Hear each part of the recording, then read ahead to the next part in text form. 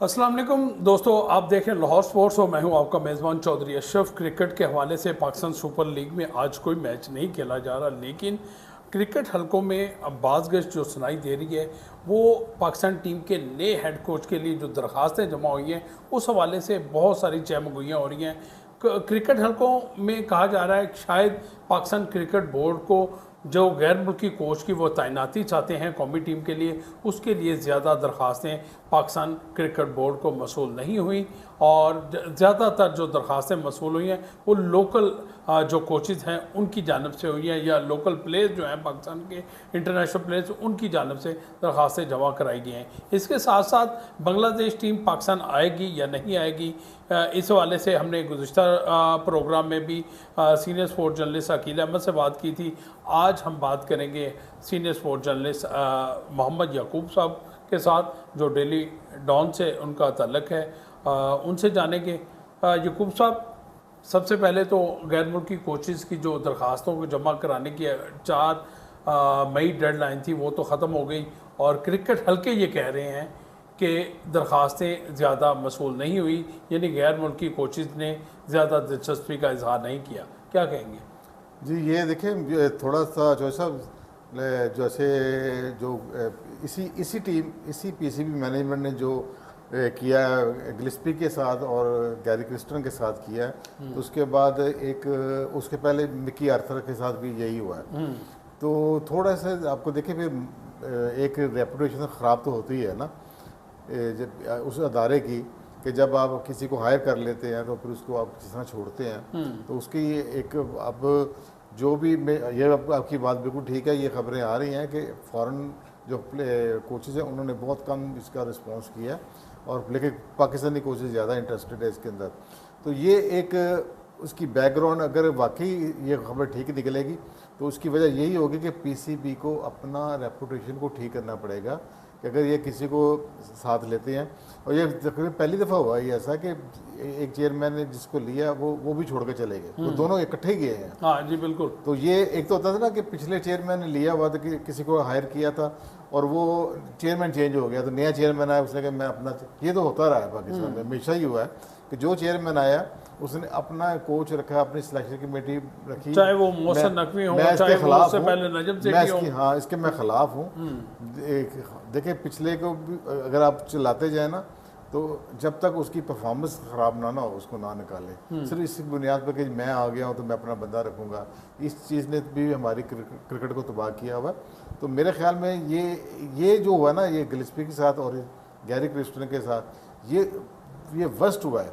तो अब ये प्रॉब्लम होगी कि अब जो नए आएंगे वो अब देखिए, अब ये वो अपने कॉन्ट्रैक्ट को सिक्योर करेंगे, वो ज़्यादा डिमांड मांगेंगे। एक और भी याकूब साहब इसमें ये बात है, जैसे जैसन ग्लेप्सी ने मीडिया में अपना इंटरव्यू दिया है, वो पाकिस्तान क्रिकेट बोर्ड से अपनी तनख्वाहें डिमांड कर रहा है। जी कि जी मेरी तनख्वाहें दी जाएँ, क्योंकि मैंने तो नहीं छोड़ा था, तो आपने ज़बरदस्ती मुझे निकाला है, तो वो जो कॉन्ट्रैक्ट के तहत उसकी सैलरी बनती है वो उसकी भी डिमांड की हुई है। लेकिन जो मेरी तलाह है उसमें ये भी है कि गिलिस्पी से भी ये गलती हुई है कि इनके कॉन्ट्रैक्ट में ये लिखा था कि आप हमें 4 माह पहले या 2 माह पहले बताएंगे, तो इन्होंने जाके जो एकदम छोड़ दिया ना, तो वो इन्होंने ब्रीच किया हुआ है अपना कॉन्ट्रैक्ट को। बिल्कुल सही, ठीक है।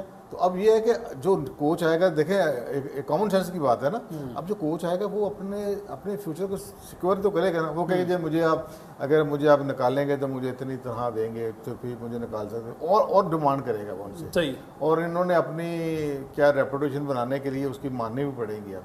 तो हमें तो ये चाहिए था कि उस स्टेज पर आते ही ना, ये जिस स्टेज पर ये लेकर आए हुए हैं, ये जो वाक़या हुआ है ये गिलिस्पी के साथ हो, तो उम्मीद है कि कोई अच्छा कोच मिल जाए। जब बांग्लादेश के खिलाफ होम सीरीज है तो आप समझते हैं कि उसके लिए आर्जी कोच ही पाकिस्तान क्रिकेट बोर्ड को तैनात करना पड़ेगा? नहीं, मेरा ख्याल ये हो जाएगा, ये इतना बड़ा काम तो नहीं है। लेकिन सबसे बड़ी बात है कि जो सब आपने माशाल्लाह इतना कवरेज करते हैं, मुझे बताएं कि कौन सिलेक्ट कर रहा होगा कोचेस, कौन है इनके अंदर? एक तो सिलेक्शन कमेटी है, सिलेक्शन कमेटी तो सिलेक्ट नहीं कर सकती। सही है। एक कमेटी बनती है, उसमें टेस्ट क्रिकेटर होंगे, कोचेज हों। तो इंटरनेशनल का आपका जो आदमी बैठा हुआ है वो उस्मान वाला है, उसका क्रिकेट के साथ कोई ताल्लुक नहीं है।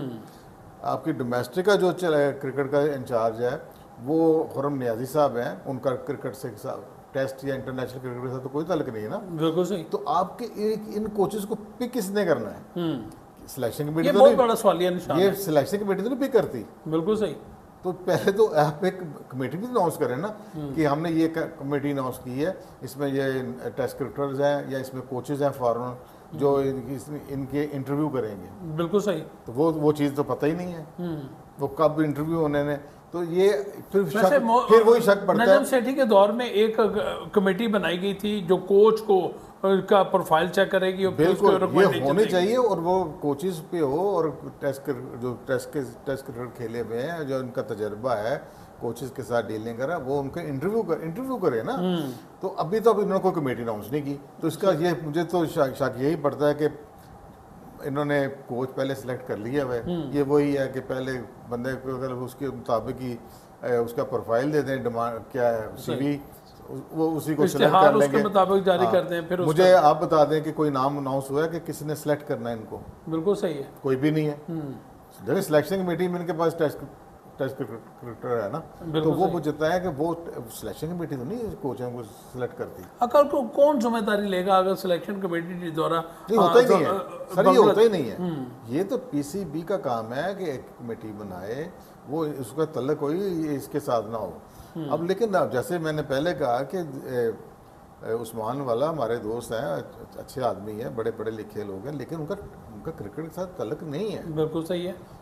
तो ये मेरे ख्याल में ये तो एक या वही ज़्यादा मुझे शक यही है कि ये वही हो रहा है कि बंदा इन्होंने पहले पिक किया हुआ है, इश्तिहार है, बाकी ये फॉर्मेलिटी है तो उसको पूरी करेंगे, किसी को बुला लें। बल्कि ये भी खबर है कि जितनी भी दरख्वास्तें हैं सबके इंटरव्यू नहीं होंगे। अच्छा, कुछ सिलेक्टेड को बुला कर शॉर्ट लिस्ट कर लेंगे। अब शॉर्ट लिस्ट किसने करना है?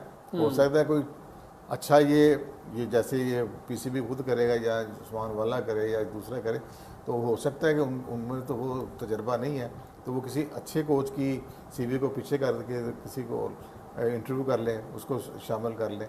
तो मेरा ख्याल ये सारा एक बड़े डाउट्स हैं इसके ऊपर। जी बिल्कुल याकूब साहब, इस पर तो डाउट्स मौजूद हैं। ये उस वक्त तक डाउट ख़त्म नहीं होंगे जब तक पाकिस्तान क्रिकेट बोर्ड अब बाज़ाब्ता तौर पर किसी हेड कोच का ऐलान नहीं करता, और ऐलान करता है क्या वो आर्जी बुनियादों पर करता है या लॉन्ग टर्म पॉलिसी के तहत करता है, ये तो आने वाले वक्त में पता चलेगा। लेकिन क्योंकि अब हमने बांग्लादेश टीम की 5 T20 मैचेस की सीरीज़ की हमने मेज़बानी करनी है, और उसमें के लिए भी सिलेक्शन कमेटी का इजलास जो है वो पाकिस्तान सुपर लीग के प्ले ऑफ मरहले में उस वक्त मुनक़्क़द किया जाएगा। ये बातें मंजर आम पर आ गई हैं कि एक किस्म का 14 या 15 मई को ये इजलास तलब किया जाएगा लाहौर में, क्योंकि उस वक्त पाकिस्तान सुपर लीग के जो प्ले ऑफ मैच हैं वो लाहौर मुंतकिल हो चुके होंगे, क्योंकि आखिरी 14 को, 16 को और 18 को फाइनल है, ये लाहौर में खेले जाने हैं। तो उस वक्त टीमें भी लाहौर में मौजूद होंगी, सिलेक्शन कमेटी का इजलास भी 15 तारीख को होगा। यहाँ पर आप देखते हैं कि नए टैलेंट को मौका देना चाहिए। बाबर आजम की कारकर्दगी पाकिस्तान सुपर लीग में अच्छी नहीं रही, रिजवान की कारकर्दगी अच्छी नहीं रही, शहनशाह अफरीदी की कारकर्दगी अच्छी नहीं रही, हारिस रऊफ़ की कारकर्दगी अच्छी नहीं रही, नसीम शाह किसी तौर पर भी पाकिस्तान के ये जो डोमेस्टिक टूर्नामेंट है इसमें परफॉर्म नहीं कर पाए।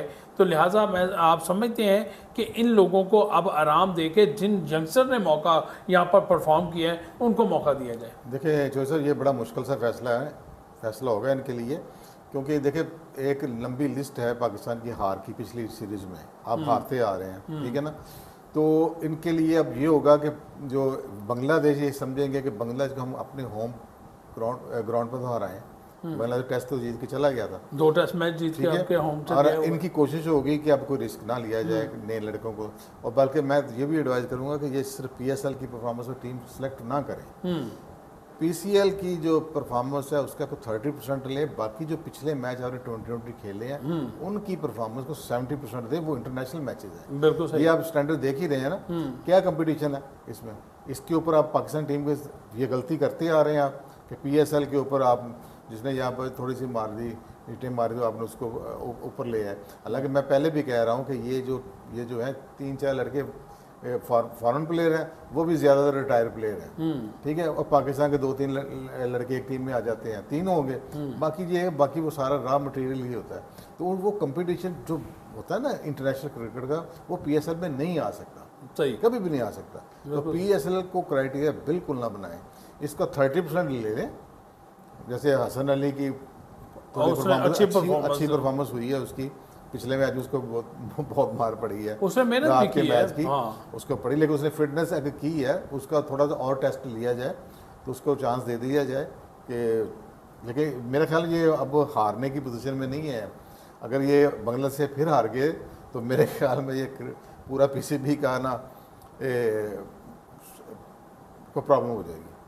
आप बिल्कुल, अगर पाकिस्तान इस सूरत में भी बांग्लादेश से हारता है तो फिर पाकिस्तान क्रिकेट बोर्ड की पूरी ओवरहालिंग की ज़रूरत है। टीम की ओवरहालिंग की बजाय पाकिस्तान क्रिकेट बोर्ड की ओवरहालिंग की ज़रूरत पड़ सकती है। तो लिहाजा अगर टीम परफॉर्म करती है तो यही लोग हैं ये शादियाने बजाएंगे कि हमारी सिलेक्ट की हुई टीम ने कामयाबी हासिल की है, क्योंकि पाकिस्तान क्रिकेट का ग्राफ बहुत गिरा हुआ है। यही वजह थी कि पाकिस्तान सुपर लीग में जो शायकीन क्रिकेट बड़ी तादाद में नहीं आए, उसकी एक वजह ये भी करार दी जा रही है कि गुज़िश्ता 1-1.5 साल से जो पाकिस्तान की नेशनल टीम है उसका की शिकस्तों का इस कदर ज़्यादा मलबा पड़ चुका हुआ है, जिसकी वजह से शायकीन क्रिकेट भी कौमी खिलाड़ियों से मायूस हैं, वो उन्हें देखने के लिए नहीं है। गो के लाहौर के मैचेस में कुछ शायकीन की तादाद ज़्यादा देखने को मिली। अब क्योंकि पाकिस्तान क्रिकेट बोर्ड ने इस हेड कोच का इंतखाब करना है, सिलेक्शन कमेटी ने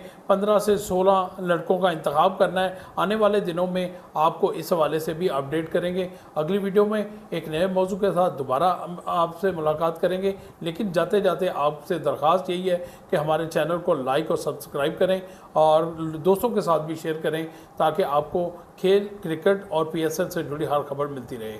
अगली वीडियो तक इजाज़त, अल्लाह हाफिज़।